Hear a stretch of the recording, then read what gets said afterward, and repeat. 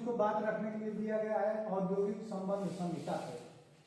तो इसमें मुख्य जो बातें हैं उसी को रखने की कोशिश करूंगा। जैसे इसमें ट्रेड यूनियन अधिनियम 1926 और औद्योगिक रोजगार या अस्थाई आदेश अधिनियम 1946, औद्योगिक विवाद अधिनियम 1947, इन 3 श्रम संहिताओं का जो स्वतंत्र अस्तित्व था उसको अब खत्म कर दिया गया है। यानी कि जो पहले के नियम कानून बने थे, यानी कि ट्रेड यूनियन अधिनियम 1926 का मतलब कि यह 1926 में यह कानून बनाया गया है।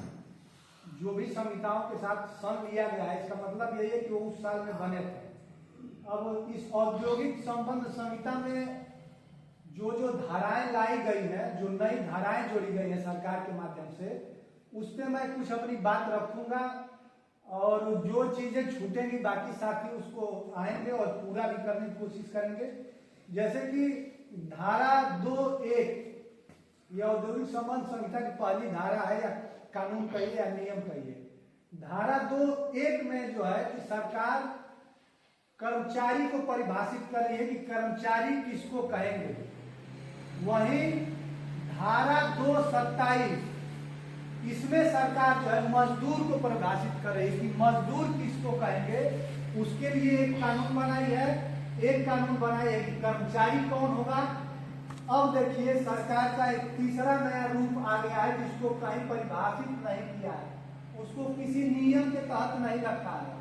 यानी ट्रेनिंग या प्रशिक्षु, जिसको आप देसी भाषा में कहिए कि जो लोग नए लोग काम करने जाते हैं या जो काम अभी सीख रहे हैं, उनको यह सरकार ट्रेनिंग या प्रशिक्षु के रूप में कह रही है। इनको कह रही है कि यह जो है ना तो मजदूर है ना ही कर्मचारी है। यानी कि इनसे अब काम तो कराया जाएगा पूरा, लेकिन न तो मजदूर जितना वेतन दिया जाएगा न कर्मचारी जितना इनको वेतन दिया जाएगा। इसमें धारा जोड़ी है सरकार 2ZR4। इसमें जैसे कर्मचारी और मजदूर को परिभाषित कैसे कर रही है, तो सरकार कह रही है कि जो मजदूर 18,000 रुपए या उससे अधिक वेतन पाता है, यानी कि महीने की तनख्वाह जिसकी 18,000 रुपए है, वह मजदूर अब मजदूर नहीं रहेगा, उसको मजदूर नहीं माना जाएगा, वो अब कर्मचारी के श्रेणी में आ गया है। और इसी को उलट के कहिए तो जो मजदूर या कर्मचारी 18,000 से कम रुपए पा रहा है, वह अब मजदूर के श्रेणी में आएगा, उसको कर्मचारी नहीं कहा जाएगा। यही फिर सरकार उस तीसरे व्यक्ति को छोड़ रही है जिसको प्रशिक्षु या ट्रेनिंग, या जो अभी काम सीख रहा है या जो अभी काम नया करने गया है। अब सोचिए समझिए कि जो व्यक्ति काम सीखने जा रहा है, मतलब काम करने जा रहा है, मजदूर बनेगा तो काम क्या सीखेगा। कोई इंजीनियर थोड़े बहुत जाकर ट्रेंड होगा, यानी कि उसको वह ट्रेंड नहीं मान रही है। इसके वजह से एक को तो करिए कि 18,000 से कम पाएंगे तो आप मजदूर हो गए, एक को करिए 18,000 से आप अधिक पाएंगे आप कर्मचारी हो गए। लेकिन जो ये मजदूर है इनका कोई तनख्वाह तय नहीं कर रही है, यानी कि इनसे 10,000, 8,000, 12,000 रुपए में ही 12 घंटे काम कराया जाएगा। और इनको अब एक ऐसी भी संहिता बना दी है कि अधिकांश लंबे समय तक ये ट्रेन ही रह जाएंगे, यानी कि ये ट्रेंड हो ही नहीं पाएंगे। क्यों नहीं हो पाएंगे कि यह सरकार जो है एक नियम पारित की है 2O, इसमें करिए फिक्स्ड टर्म एम्प्लॉयमेंट, यानी कि तय समय के लिए नियुक्ति। यानी कि अब जो है फैक्ट्री मालिक, फैक्ट्री के कर्मचारी, ऊपर के अधिकारी, अब जो नए मजदूर जाएंगे उनको तय समय के लिए ही रखेगी। यानी कि किसी को 6 महीने के लिए रखेगी, किसी को 1 साल के लिए रखेगी, किसी को 2 साल के लिए रखेगी।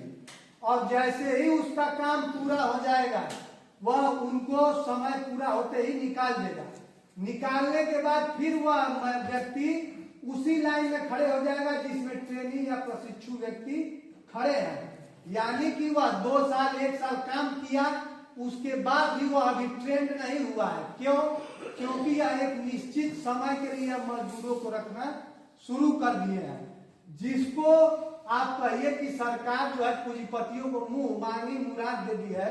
यानी कि जो पूंजीपति बहुत पहले से चाहते थे नियम, जिसे हायर एंड फायर, यानी कि जब इच्छा करे रखो, जब इच्छा करे निकाल के इनको बाहर करो, यह पूंजीपतियों की मुराद यह बीजेपी सरकार ने एकदम अच्छे तरीके से उनको सौंप दिया है कि लो भाई, तुम जो चाहते थे पिछले 100-150 सालों से, या अब तुम करो, तुमको या लिखित मिल रहा है, या तुमको गवर्नमेंट लिखित दे रही है। इसका एक धारा बना दी है जिसका नाम दे दिया है 2O धारा, का मतलब एक नियम बना दिया है सरकार ने कि इसके तहत आप एक समय के लिए जिसको चाहो रखो, उसके बाद खत्म हो रहा है समय, उसका निकाल दो।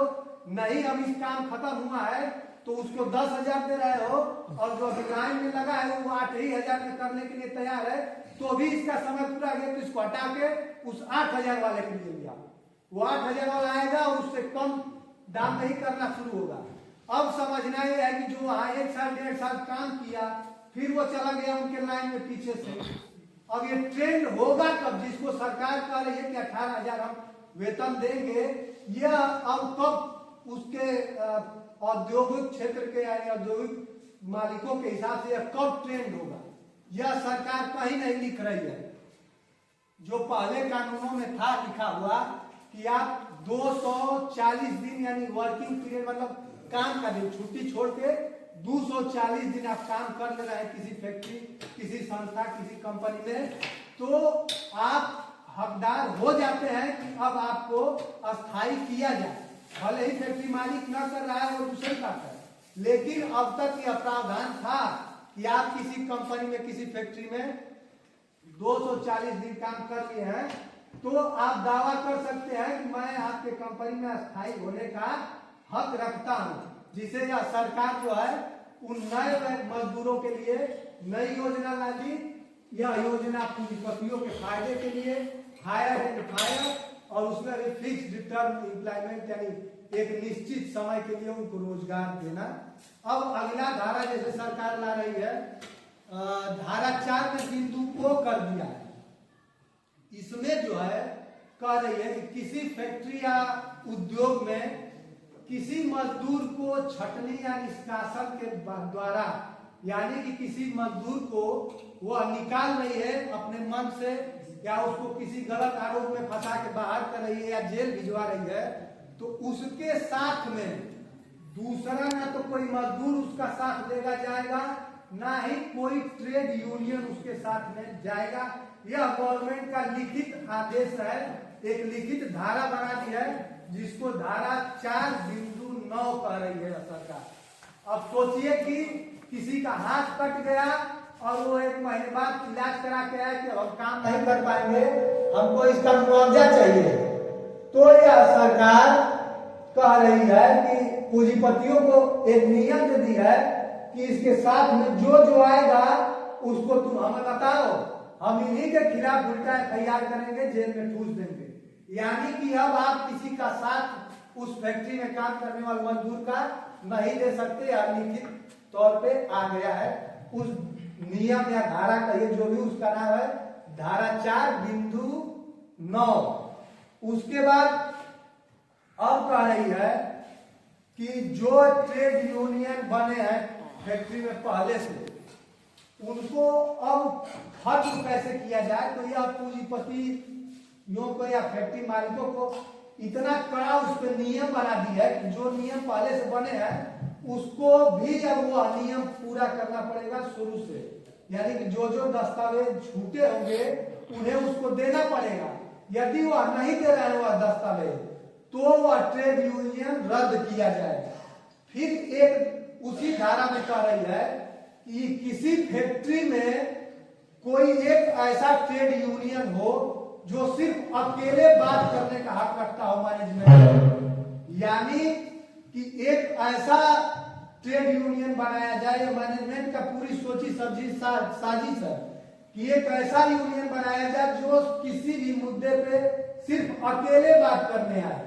उसका नियम ये रखी है कि किसी फैक्ट्री के 51% मजदूर उस ट्रेड यूनियन के सदस्य हैं। यानी किसी यूनियन में 51% मजदूर उस यूनियन के सदस्य हैं, तो वह यूनियन एकमात्र यूनियन होगा जो फैक्ट्री मालिक से अकेले किसी समस्या पे बात करने जाएगा। इसका मतलब आप समझिए कि पहले 10 यूनियन थी तो 20 लोग यदि जा रहे हैं और अब एक यूनियन बन रही है, यदि बन रही है, उसे फैक्ट्री मालिक ये पूरा बनाने की कोशिश करेंगे।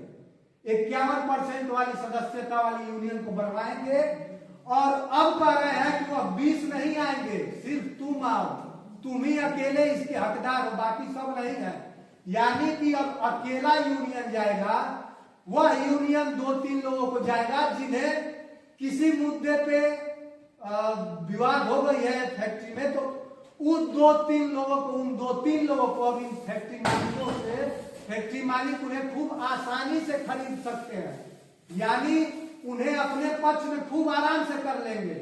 पहले 10 यूनियन थी तो 20 लोग जाते थे, 20 में ऐसा होता होगा कि आधा बिकते होंगे तो आधा नहीं बिकते होंगे, वो आके फिर से हड़ताल या आंदोलन शुरू करते होंगे।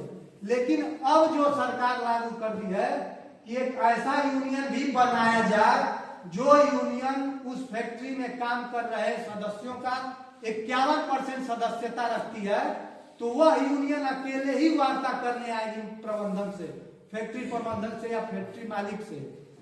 यह भी हमें समझने वाली बात है।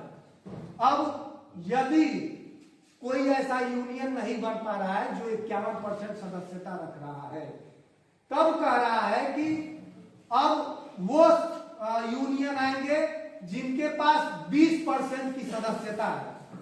यानी यह 20% का बताने का मेरा मुख्य उद्देश्य ये है कि जो ये 20% कर रहे हैं कि अब जैसे 51% वाला कोई यूनियन नहीं है तो 20% वाला आएगा, यानी 2, 3, 4 जो भी हो। यह जो 20% कर रही है, यह इस नियम के पास होने से पहले 10% की सदस्यता थी। यानी कि जो फैक्ट्री में 10% की सदस्यता रखने वाली यूनियन है, वह सरकार से बात कर, मैनेजमेंट से बात कर सकते थे, आंदोलन कर सकते थे, हड़ताल कर सकते थे, जो भी उनकी समस्या उस पर बात रख सकते थे। यह पहले 10% था, अब 20% कर दी है। अब एक बात अब आप लोगों को बता दें, आवश्यक जन उपयोगी जो होता है, आवश्यक जन मतलब आवश्यक का उद्योग, जिसे आवश्यक जन उपयोगी सेवाएं कहिए, आवश्यक उद्योग जैसे जल कहिए, बिजली विभाग, रेलवे हो गया, जल हो गया, बिजली विभाग हो गया, टेलीफोन, ये आवश्यक सेवाएं हैं। हवाई जहाज को भी ये आवश्यक सेवा में रख रहे हैं। 5 सेवाएं जो है उनको ये कह रहे हैं कि ये आवश्यक सेवाएं हैं, जन आवश्यक उपयोगी सेवाएं, यानी कि जनता के लिए अनिवार्य चीज है, इस पे अचानक से काम बंद नहीं किया जा सकता। इसके लिए जो है यह एक धारा आप बना दिए हैं 62(1) के तहत कह रहे हैं कि अब किसी भी उद्योग में हड़ताल पे जाने से पहले आपको सूचित करना पड़ेगा या नोटिस देना पड़ेगा। यह जन उपयोगी सेवाएं बताने का मेरा मकसद यह था कि पहले जो था यह सिर्फ 5 ही चीजों पे आप हड़ताल करने से पहले सरकार को या प्रबंधन को सूचना देंगे। जल, बिजली, टेलीफोन, हवाई जहाज और रेल, ये 5 सेवाएं जो है, इनमें आपको हड़ताल पे जाना है तो आप इसको पहले प्रबंधन को या सरकार को सूचित करिए कि हम हड़ताल पे जा रहे हैं।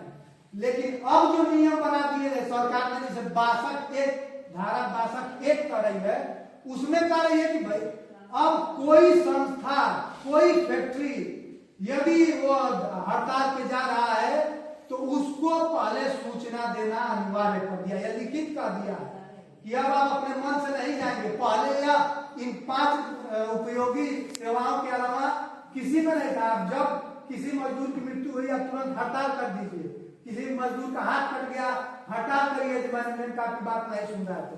लेकिन यह कह दिया कि अब आपको सूचना देना पड़ेगा। अब देखिए सरकार यह कितना मजदूरों को उलझा के रखी है। सूचना देना कब है इसका भी दिन तय कर दी है। एक धारा बनाई है 62(1)(a), जिसमें कह रहा है कि किसी भी हड़ताल पे जाने से पहले आपको 60 दिन पहले सूचित करना होगा मैनेजमेंट को या प्रबंधन को। 60 दिन पहले यानी 2 महीना पहले आपको सूचना देना है कि हम 2 महीने बाद हड़ताल करेंगे, हमारा मजदूर आज मरा है, इस मुआवजा आप नहीं दे रहे हैं और इस मुआवजे को लेने के लिए हम 2 महीने बाद हड़ताल शुरू करेंगे। सोचिए, एक तो ये कहा कि अब 2 महीने बाद हड़ताल करेंगे, इसकी सूचना आपको दे दीजिए पहले ही।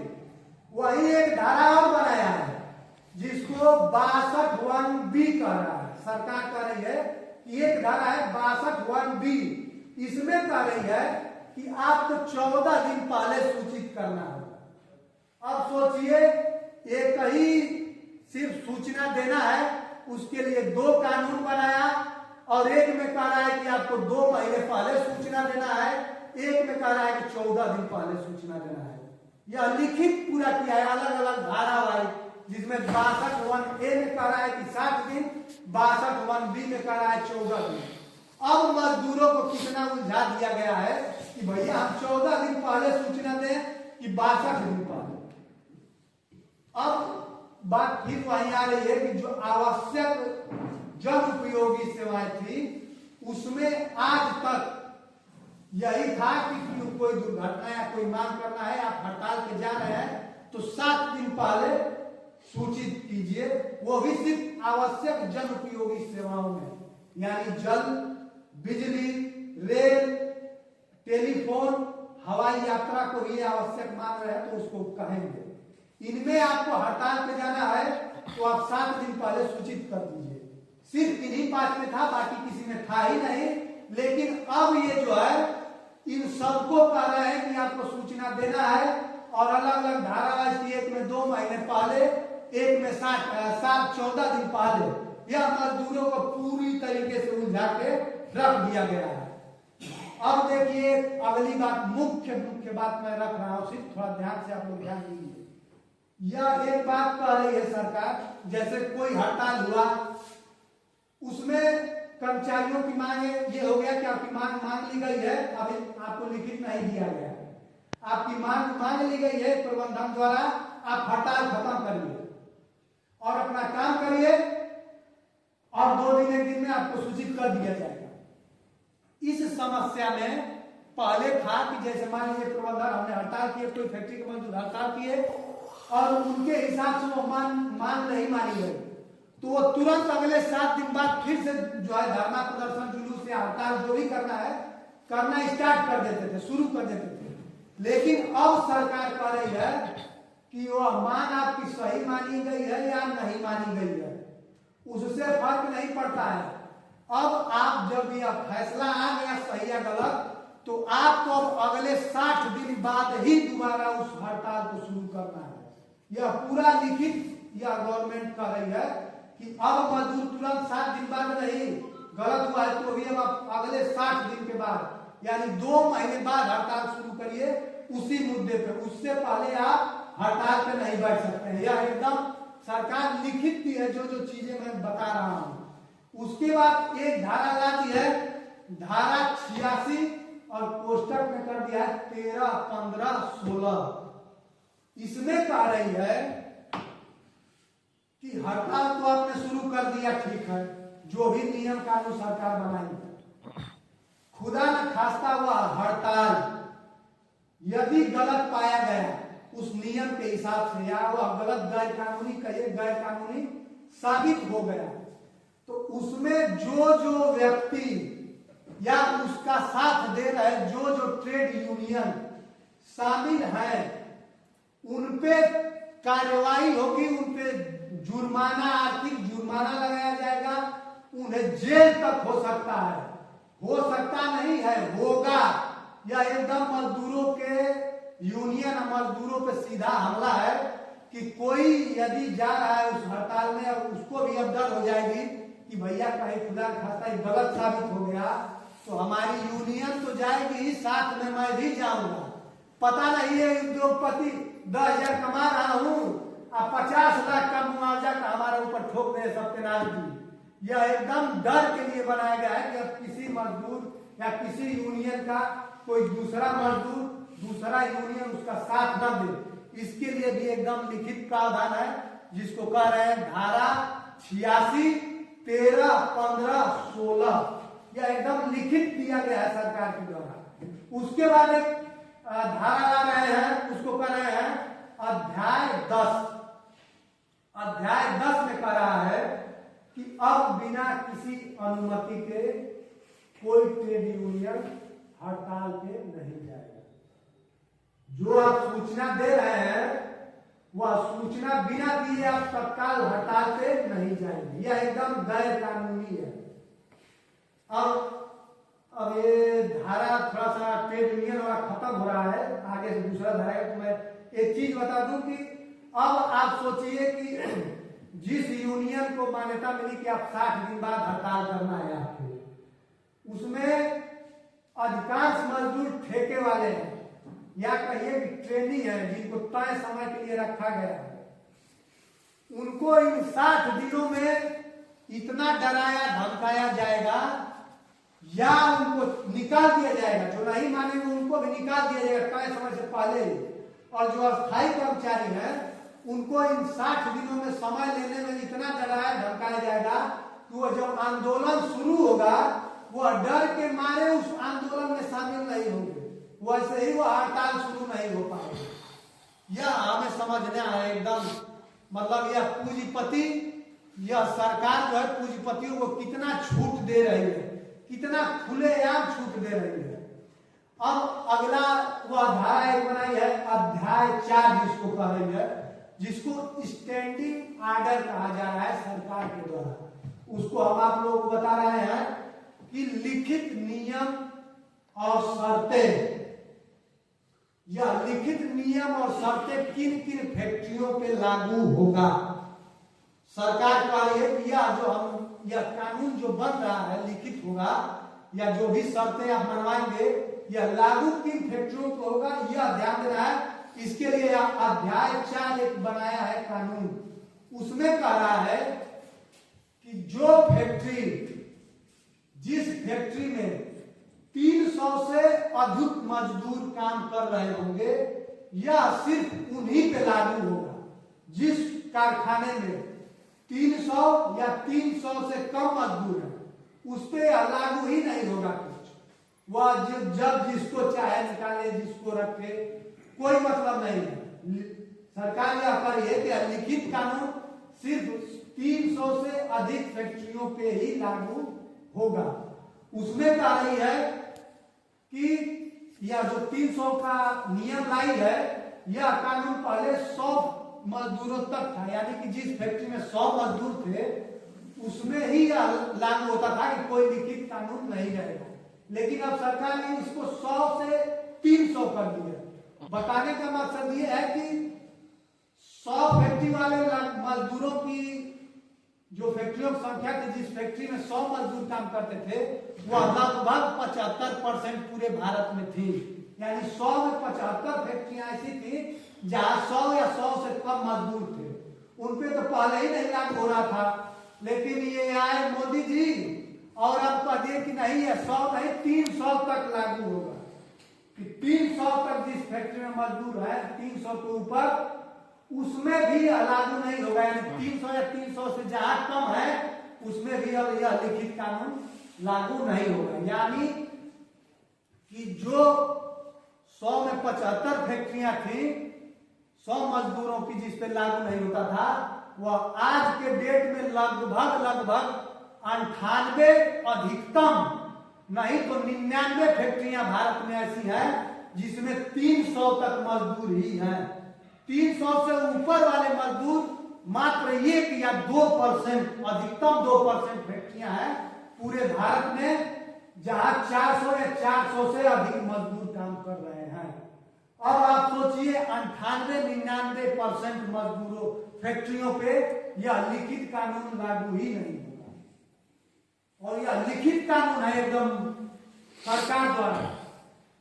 उसके बाद अब सोचिए सरकार जो है इन बड़ी फैक्ट्रियों को भी एक कहिए कि चोर दरवाजा या पीछे वाले दरवाजे से एक और धारा बना दी है या एक नियम बना दी है, उसको करिए धारा 39 कह रहा है कि इसके तहत जो 300 से ऊपर वाली फैक्ट्री है ये भी कभी कभी इन कानूनों में आगे पीछे कर देंगे।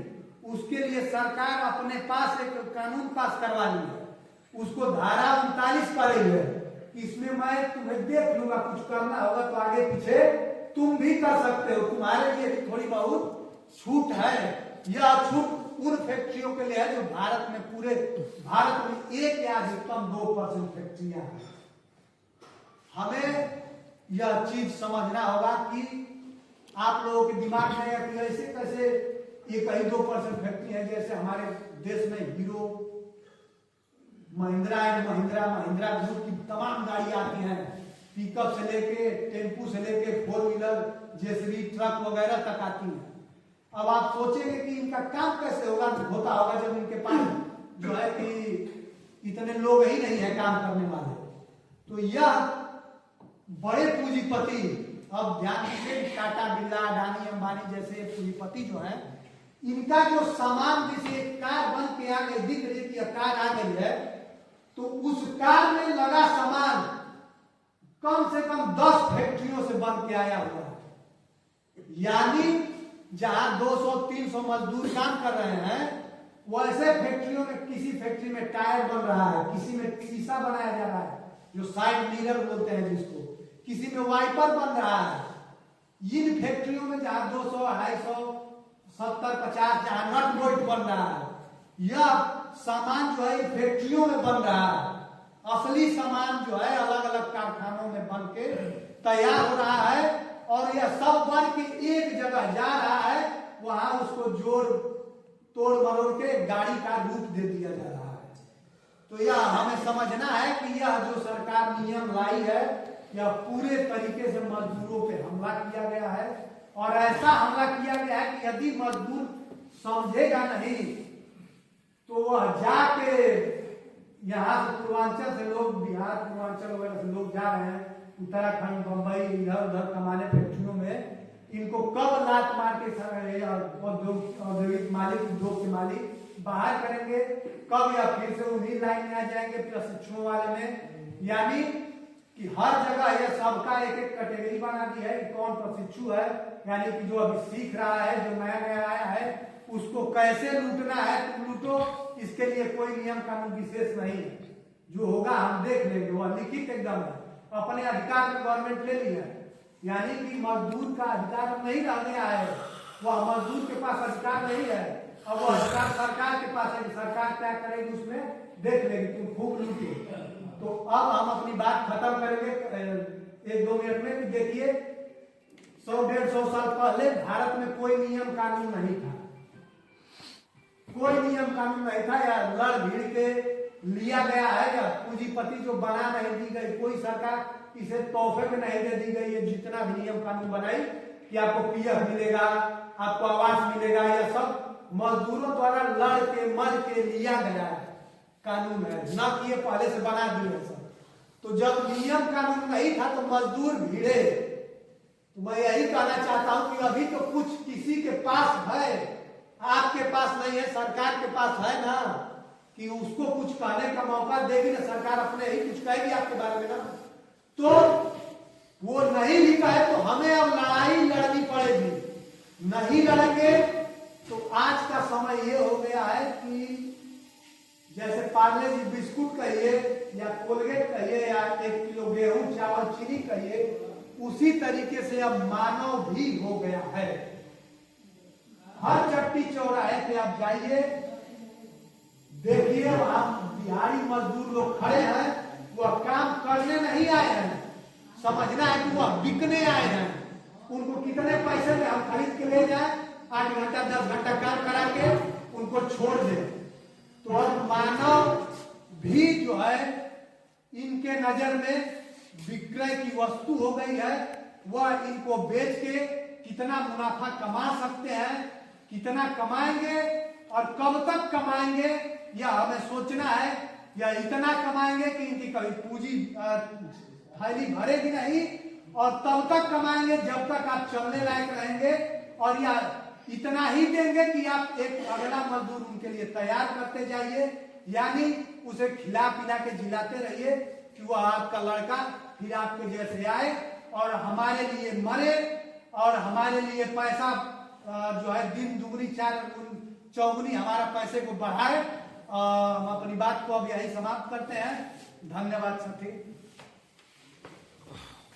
धन्यवाद साथी।